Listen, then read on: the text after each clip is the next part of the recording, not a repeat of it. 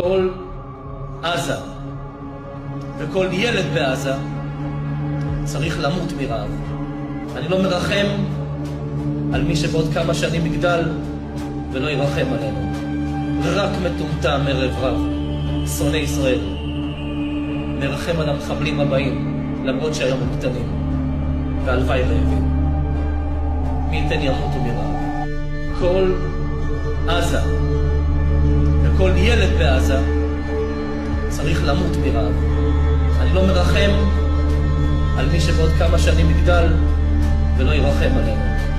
רק מטומטם ערב רב, שונא ישראל, מרחם על המחבלים הבאים, למרות שהיום הם קטנים, והלוואי רעבים.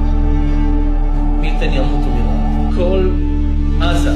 Вся Газа и все дети в Газе должны умереть от голода за то, что делают жители Газы с заложниками. Я не жалею их. Эти дети вырастут и не будут жалеть нас.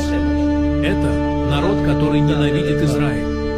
Не стоит жалеть будущих террористов, даже если сегодня они маленькие. Я хочу, чтобы они умерли или голодали. А у кого есть проблема с тем, что я сказал, это его проблема.